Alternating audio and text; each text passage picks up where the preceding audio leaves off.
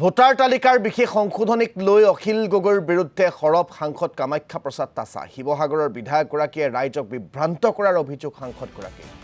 লামডিঙত বিশেষ কাৰ্যসূচীত অংশ লৈ অখিল গগৈৰ বিৰুদ্ধে আক্ৰমণাত্মক হৈ পৰে কামাখ্যা প্ৰসাদ তাছা। নিৰ্বাচন আয়োগৰ নীতিক ভুল ব্যাখ্যাৰে ৰাইজৰ মাজত বিভ্ৰান্তিৰ সৃষ্টি কৰা বুলি অখিল গগৈৰ বিৰুদ্ধে সৰব হৈ পৰে সাংসদগৰাকী। শিৱসাগৰৰ বিধায়কগৰাকীয়ে ভিত্তিহীন অভিযোগেৰে সস্তীয়া ৰাজনীতি কৰাৰ অভিযোগ কামাখ্যা প্ৰসাদ তাছাৰ। কথাটো তেওঁ ভুল ব্যাখ্যা কৰিছে। তেওঁতো শুনা নাপালে, তেওঁ ফটোৱে দেখাইছে। SR চলি আছে। SRতো কৈছে যি মানুহ মৃত্যু হৈছে, যি মানুহ নাথাকে তেওঁক নাম কাটিব লাগে। এইটোতো স্বাভাৱিক কথা, এইটো কিবা নতুন কথা নেকি?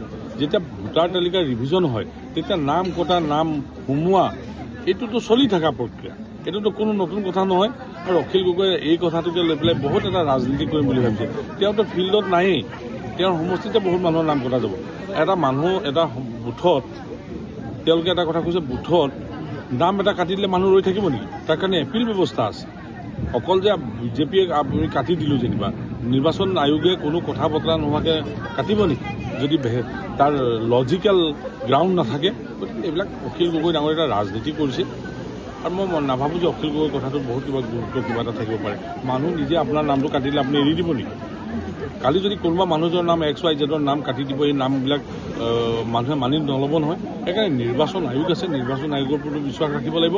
আৰু বিৰোধীয়ে অভিযোগ কৰাটো স্বাভাৱিক কথা, তেওঁলোকৰ কামেই হৈছে অভিযোগ কৰা। তেওঁলোকে যিকোনো কাৰণে আমাক হলঠেকত পেলাবলৈ চেষ্টা কৰে।